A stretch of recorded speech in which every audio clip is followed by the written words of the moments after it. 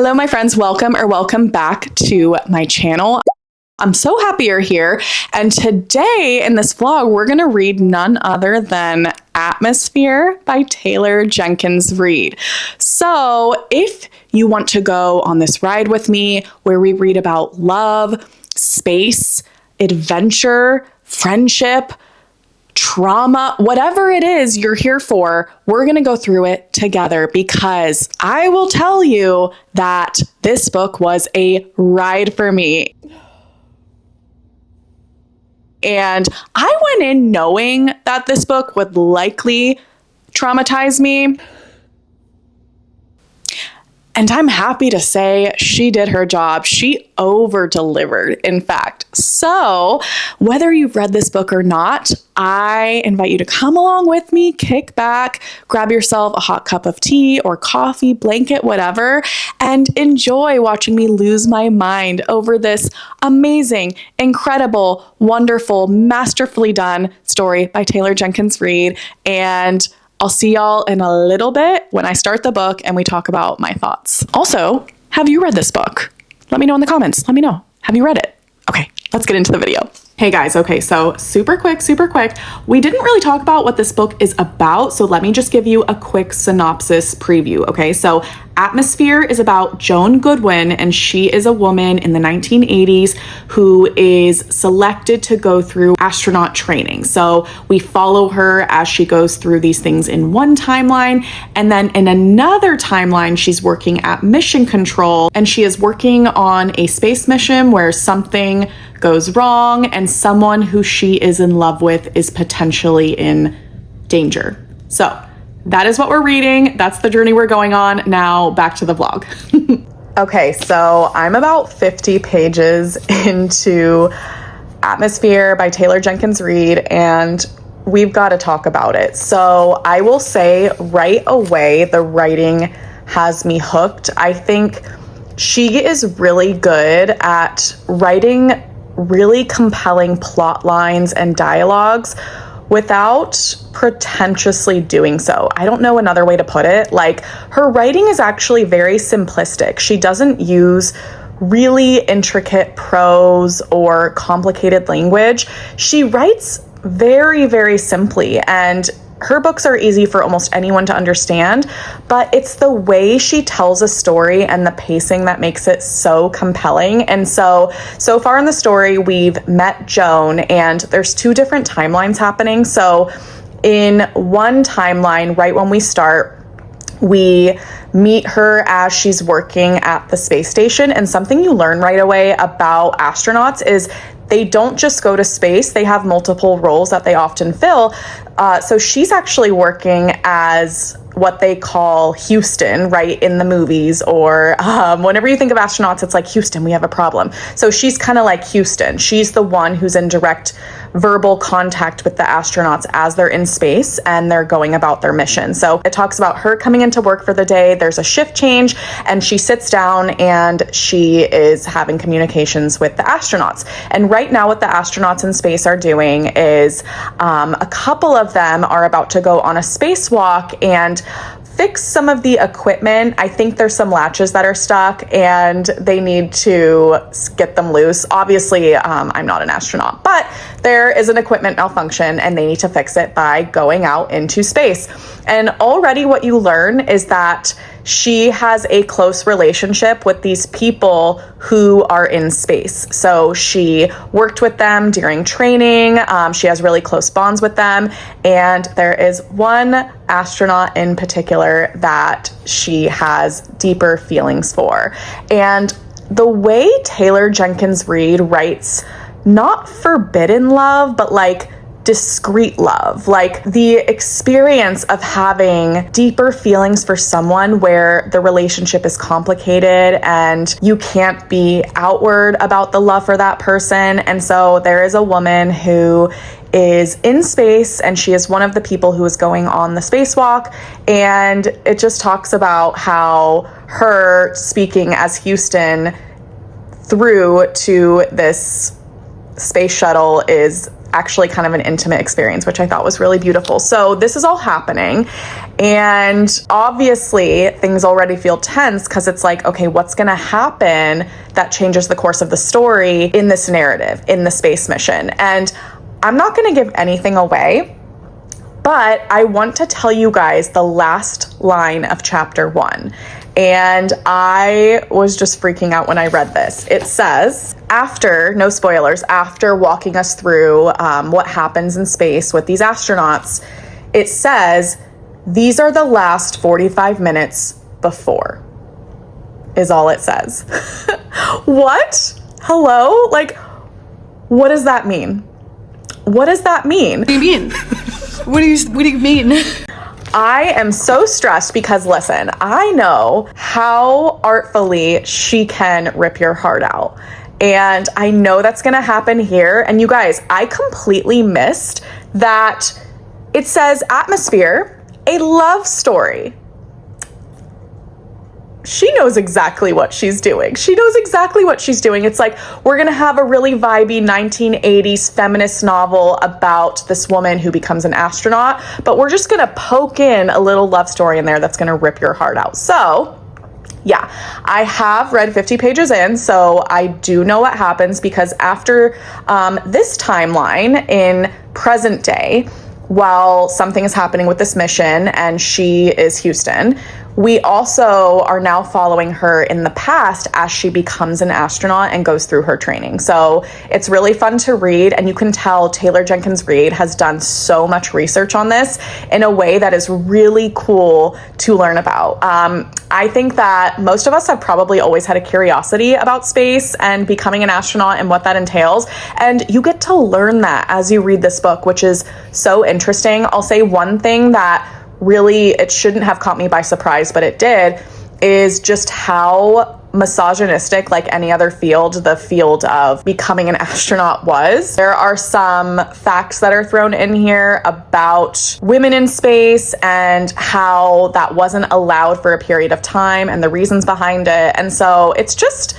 really important to know about these things. I am happy that I get to learn about these past women and potentially what they would have gone through, as well as reading it through the fictional perspective of Joan. And so I'm already really invested in the romance. I think, again, Taylor Jenkins Reid, she's so good at writing a romance that doesn't scream from the rooftops.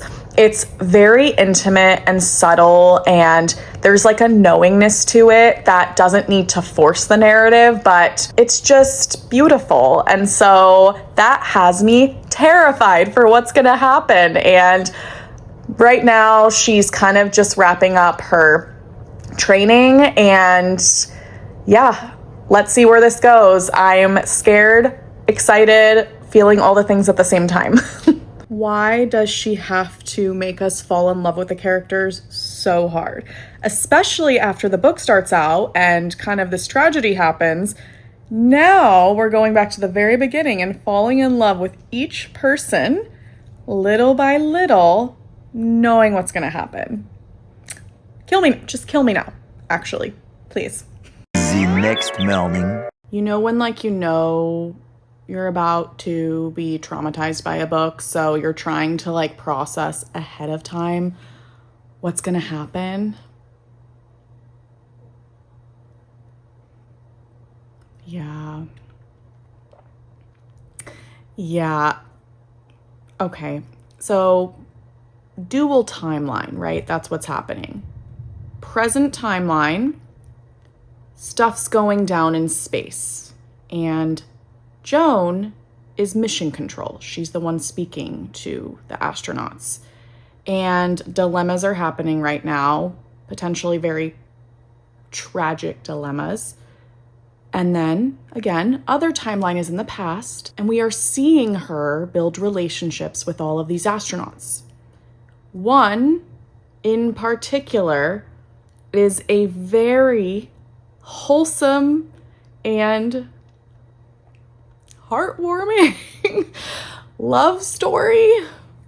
And as you are falling in love with their love and really taking the time to watch Joan really fall in love with this person in the past, you're also between chapters reading present day, where she's walking herself through the possibility and processing of losing this person. And it is so heartbreaking. You guys, I'm 75 pages in. Like, come on. So much can happen. All I know is it can't be good, right? Like, I don't see a version of this where I'm not gonna be completely devastated.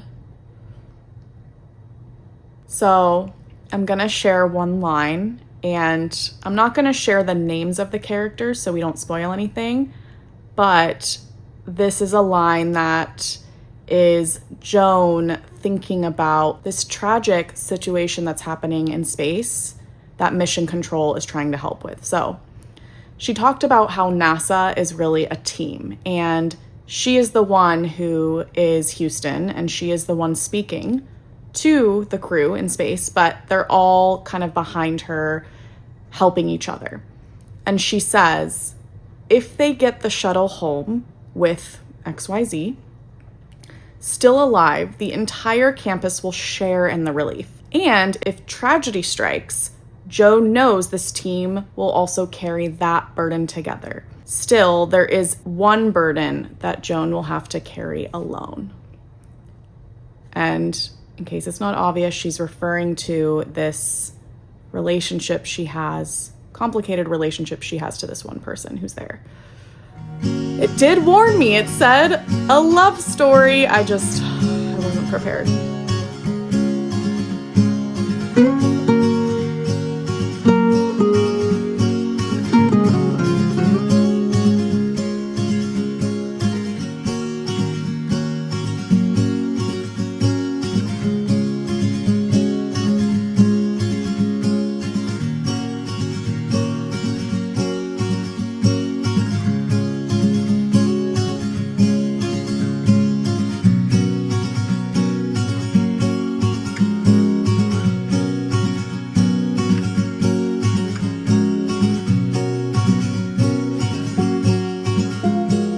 So I was gonna do more of an official sit down together to talk about my thoughts, but I think this is what we're gonna do because I'm just so tired. I'm about to take a little nap because I was at the coffee shop this morning, did some work, did some reading, and then I actually took a couple pictures for Instagram with the book, which I'll pop up here. And if you're not following me on Instagram, go do that because we're just getting the party started and it's a great time to head on over. But I'm about halfway through Atmosphere and I love this book, you guys. It really has just hit something in me that, I don't know, it's really special. It's a really special story. I've never read anything like it. Because on the sci-fi side of things, it's also just written really intimately and really well. You can tell the amount of research she did on this is so amazing. And what's really nice about this is she's very open in the intro of the book. The author says, Taylor Jenkins Reid says, I knew nothing about space travel and NASA before writing this book, and so I had to do a ton of research. And it's really nice reading a book from that lens because the way in which she describes to us as the reader what's going on with NASA and spacecraft is so accessible, but it's also really beautiful to read. The way she describes space travel and what these astronauts have to do to prep for that is just amazing. And it's not just facts she's giving us of how it's done. She's also walking us through the emotional journey these astronauts have to go through in order to do something so amazing and almost unnatural in such an extraordinary way. They have to overcome so many mental blocks with it.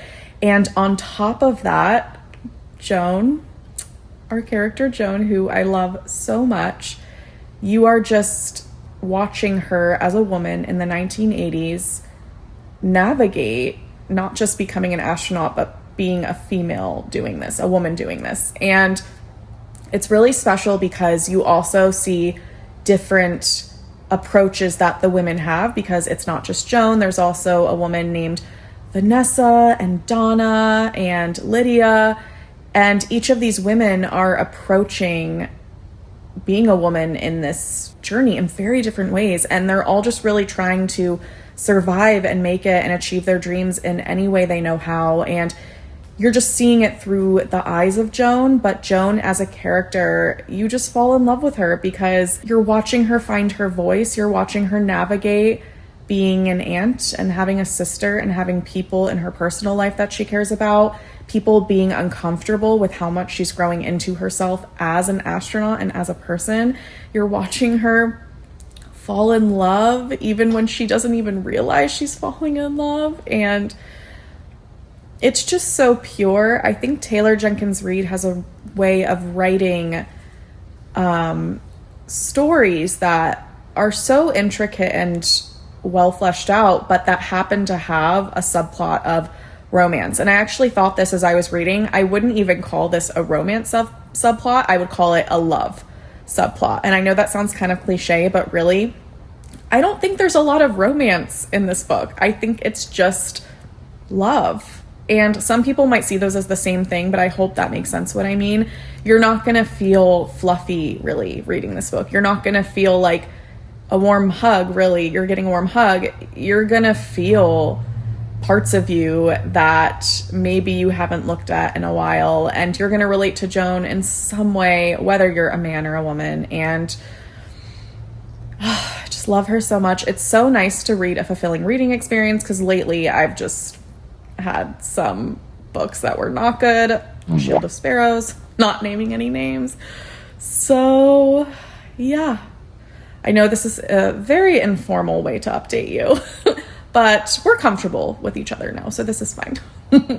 So I am gonna get ready soon to go out with some friends, and we're actually gonna stop at Chamblin's, which is an amazing used bookstore, on the way to dinner.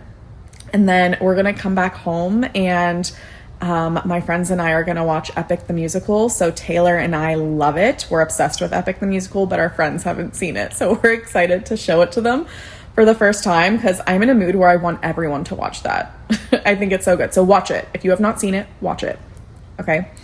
So I'll talk to you guys later, but yeah, it's so nice to have a reading experience where you're just falling in love with the characters, the book. And this is why we read. This is it. All right, I'll talk to you guys later.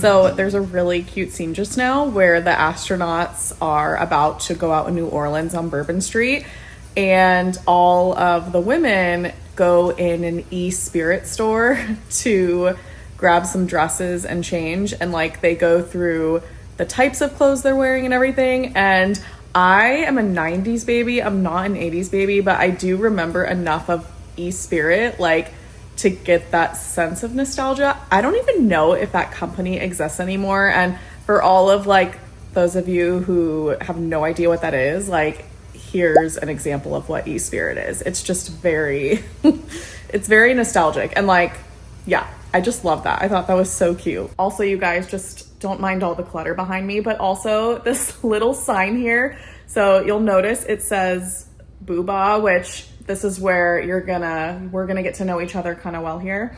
That's kind of like my nickname in my relationship with Taylor. I know it's cringe. You're not supposed to know this, but you're gonna know it now because there's a huge sign behind me, okay? And we all do it. We have pet names for different things. I just happen to have one in my relationship, and we stumbled into it. We did not do this on purpose, but it just stuck. So that's what that is. But a month and a half ago, it was my birthday, and He kind of decorated our house with like Lord of the Rings, Hobbit types of things. So that's like the Tolkien lettering. And we just haven't taken it down because, to be honest, you guys, we're just like two millennials without kids. So we're very chill. We just kind of do what we want and don't take things in the house too seriously sometimes. So that's what that is. But we're just getting that out on the table now. Don't see me differently, you guys. Just sometimes I'm booba. I can't believe I'm like sharing this on the internet, but it is what it is. I'm booba and I am proud. So yeah. All right, let's get back to this book. Okay, this is so silly. I'm so sorry. And don't worry, you guys. I'm driving, but I'm looking at the road. We're good. I just propped you up because I'm on my way to pick up Taylor. And I'm taking a little reading break, and something else that has come up, because obviously, right, there's all these female astronauts and they're in the middle of this camping trip that they're all doing with the astronauts. It's just part of the story. And like, there are specifically 3 or 4 female astronauts who are all very different, and they're all navigating the patriarchal constructs of all of this very differently. And kind of like I said, right, like they're just kind of seemingly doing the best they can to become a female astronaut. And there's this moment where they disagree with how each other is going about it. So for example, there is this one astronaut, and she is the woman that the other women don't quite understand. So she's seen as the top of the class. She is very qualified. She works hard. And there's these moments specifically where when the very misogynistic male astronauts make like a sexual comment or a degrading comment towards the women, she laughs and she kind of like fist bumps them, high fives them, and is like, oh, good one, right? And then the other women are kind of saying, what the hell? Why are you encouraging them? Why are you playing this game when they're disrespecting us? They're disrespecting us as women. And the dialogue is so interesting because basically she says, don't you guys realize that we have to play their game or we'll never win? So they will not take us seriously as women unless they see us like them. And something that Joan says, I'm going to paraphrase it. She's like, but we're not like them and I never want to be like them. I refuse to be like them. And it's kind of just these women talking through this and coming to this kind of melancholic understanding that in the 80s, right? And even now, like, this is the game they are playing and this is the world they live in. And on some level, the only way that men at that moment are going to agree for women to be astronauts is not if they value them as women for being women, but if they can just somehow see them like the men, right? With those same qualities, that same behavior. And so to this one woman, she's like being complicit in the men's behavior and kind of almost convincing them that I can be like them is how I'm going to survive and how I'm going to reach this goal. And the women are just standing around being like, there's no winning in this, is there?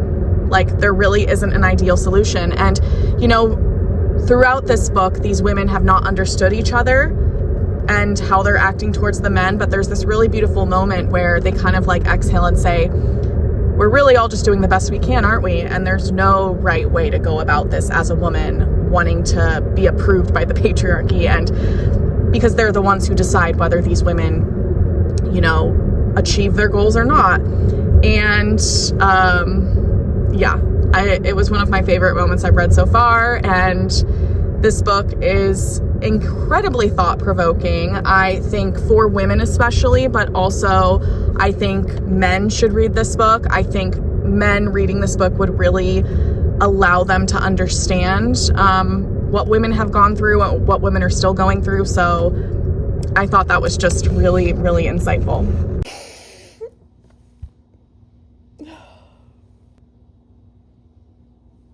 This was so good.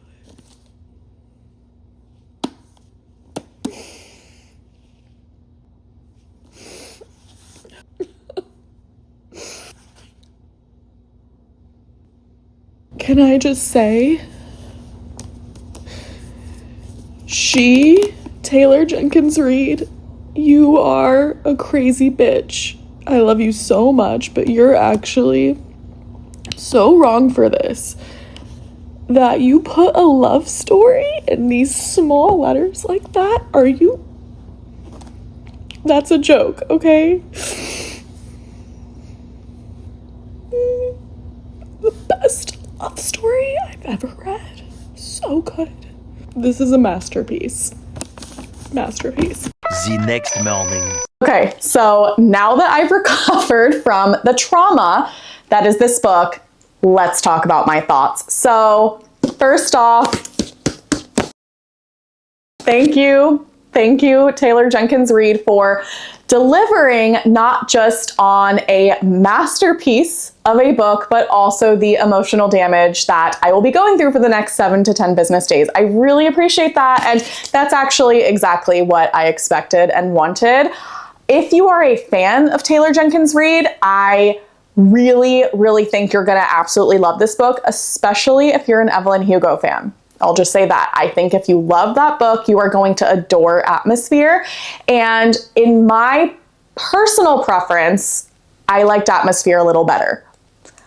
I know, that's really high praise, but to me, this story earned every piece of it. It was so good, so phenomenal. I think this is her best work yet. And I want to talk about exactly why I think that is. First, I really loved Joan as a character so much. I adore her. She feels so relatable to me as a woman. And I just think that there's no person reading this book who will not supremely connect with Joan.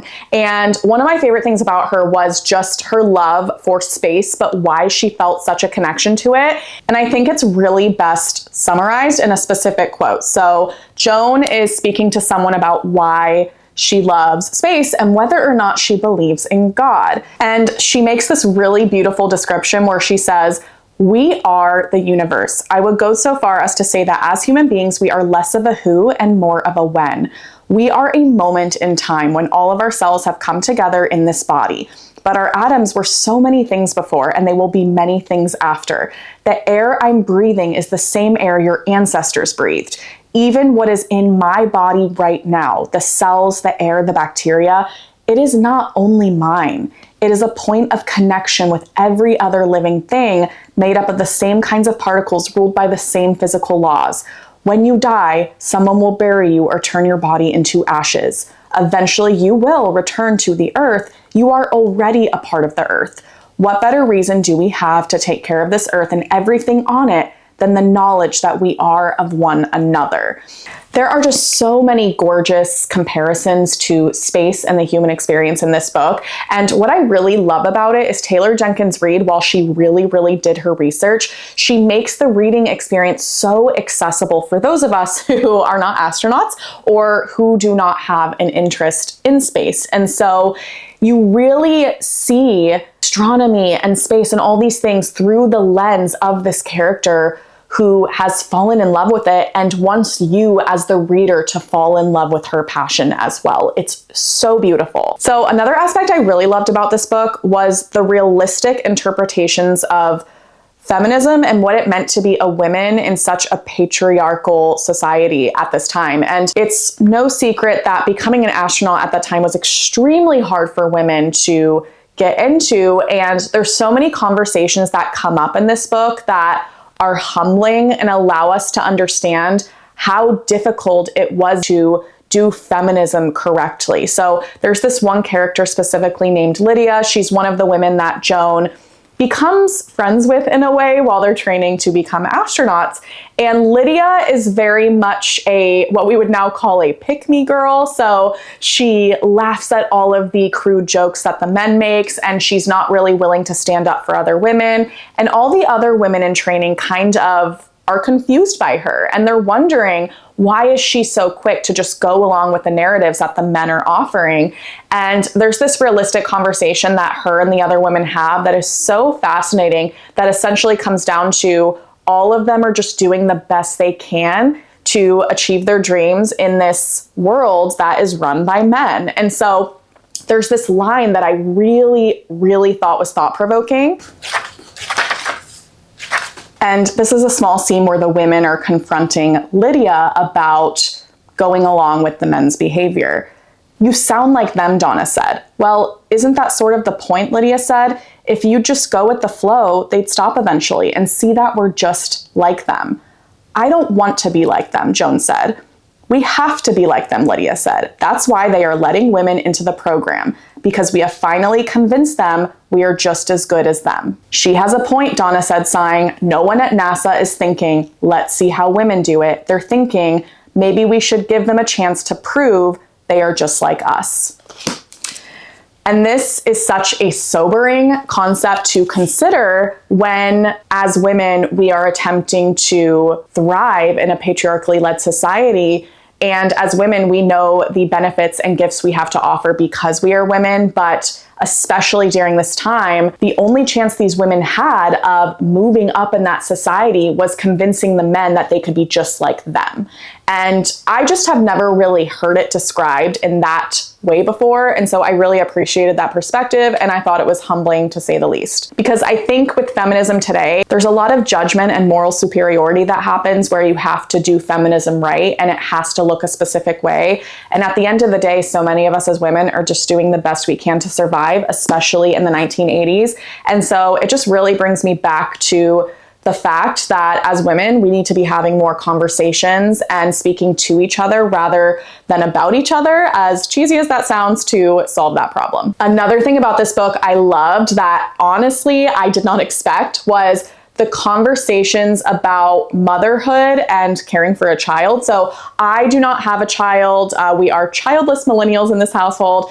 And Joan in this story is an aunt, so she does not have a child either, but she has a sister named Barbara who has a child named Frances. And Joan and Frances have a really close relationship and they just have such a strong bond as niece and aunt. So complications come up when Barbara, who's Joan's sister, really resents Joan and her daughter's relationship. And you just watch Barbara as a woman during this time have a child when she was very young and then really resent Joan for the successes she's able to have because she doesn't have a child. And so it's one of those things where you can understand why someone acts the way they do at this time, especially as a woman, but it's tough to read. And there are so many healing aspects of motherhood, and maybe not motherhood, but what a healthy upbringing of a child should look like and can look like. So those elements of her bond with her niece made me sob. There were times when I cried more about that relationship than the love story in this book. So I thought that was executed so